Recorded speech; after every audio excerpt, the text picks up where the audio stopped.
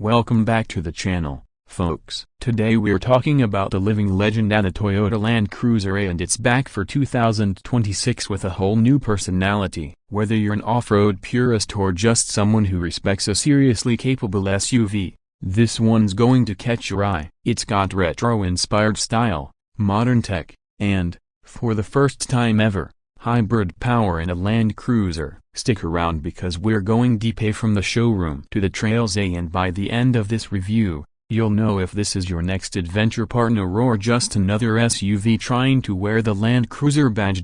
So what exactly are we working with here? The 2026 Land Cruiser is a bit different than its massive J300 predecessor. Toyota has trimmed things down, built this new model on their TNGA-GA-F platform, same bones as the Lexus GX and 4Runner A, but made it lighter, more efficient, and more accessible. There are two trims in most markets: the base 1958 edition, which has round headlights and stripped-back off-road essentials, and the higher trim with more luxury appointments and squared LED lighting. Powering this beast, a 2.4-liter turbocharged four-cylinder hybrid in the US that pushes out around 326 horsepower and a healthy 465 pound-feet of torque, paired with an 8-speed automatic and full-time 4WD. Other markets get the 2.8 liters diesel with mild hybrid tech or the monstrous 3.3 liters twin-turbo diesel V6. Yep, Toyota's covering all the bases. Let's talk about presence.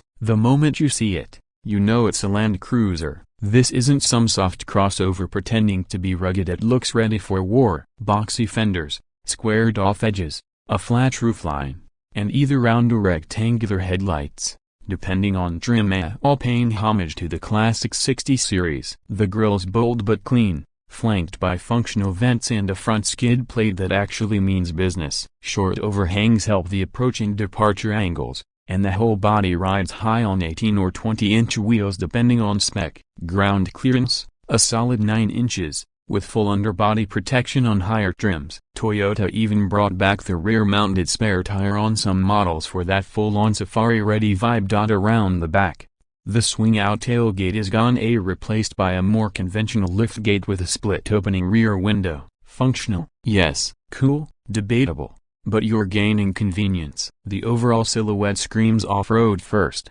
mall second, and that's the way it should be. There are classic color options too, including a retro heritage blue with a white roof, just in case you want to cosplay as an 80s overlander. Now step inside, and it's a different kind of story. Toyota's taken a utilitarian approach, which is either a win or a missed opportunity, depending on how much luxury you expect in a $60,000 SUV. The dashboard is upright and straightforward, with chunky knobs and buttons made for gloved hands. No touch-sensitive nonsense here, thank God. The base model comes with an 8-inch touchscreen and analog gauges, but move up the range and you get dual 12.3-inch displays with Toyota's latest infotainment system, a wireless CarPlay, Android Auto, and over-the-air updates included. Materials are a mix of hard-wearing plastics and soft touch surfaces, but don't expect Lexus-grade luxury. Think tactical comfort. Heated front seats are standard,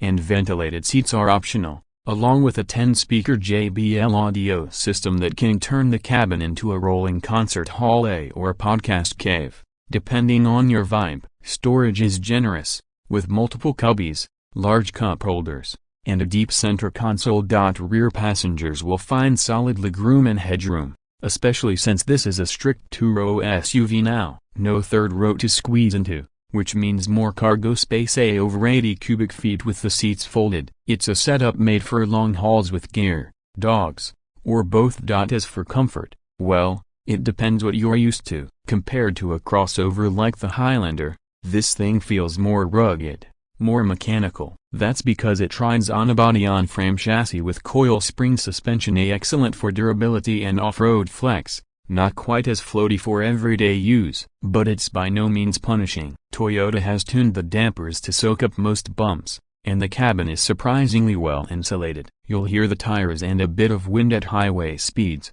but overall, it's civilized for a truck-based SUV. Off the beaten path, though, this thing shines. With multi-terrain select, crawl control, a rear locker, and a sway bar disconnect system. It's built to climb, crawl, and conquer. The hybrid's instant torque helps immensely on steep inclines, and the low-range transfer case works beautifully when you're deep in the mud or snow. What's more, the 2026 model uses Toyota's newer off-road tech interface, which means it's easier to dial in settings without digging through menus. Just push, turn, go. On the road, performance is surprisingly punchy. That Turbo 4 hybrid setup gives you a nice low-end surge, and there's minimal lag thanks to the electric motor assist. It won't scare any sports cars, but 0-60 in under 7 seconds and something this boxy is impressive. And fuel economy? Way better than you'd expect. In the hybrid, you're looking at around 23 miles per gallon combined air, which blows away the old V8 models. The steering is heavy in a good way, giving you plenty of feedback. There's some lean in corners again. It's a tall 4WD SUV but it always feels planted. Braking is strong, and the regenerative braking from the hybrid adds a little efficiency to your stop-and-go traffic life. So here's the bottom line. The 2026 Toyota Land Cruiser is not trying to be the most luxurious SUV on the road. It's not trying to be the fastest or the fanciest. What it is trying to be is the most capable, reliable, modernized version of a 4x4 icon, and in that, it absolutely delivers. It's for the weekend warriors, the overlanders, the folks who want to park at the trailhead and keep driving past it. If you want a serious off-roader with real Toyota reliability, wrapped in modern features but without all the luxury fluff, this might be your SUV. Would we buy it? Honestly, yes, especially if you're the kind of person who actually uses 4WD, appreciates old-school engineering, and wants something that'll probably outlive your mortgage. Just know what you're getting into. This isn't a crossover in disguise. It's a Land Cruiser, through and through. Thanks for riding along with us today. If you enjoyed this review, don't forget to hit that like button, subscribe for more in-depth car content, and drop a comment below. Would you take the new Land Cruiser or hold out for a used J200? We'll see you in the next one. Stay curious, stay adventurous, and drive safe.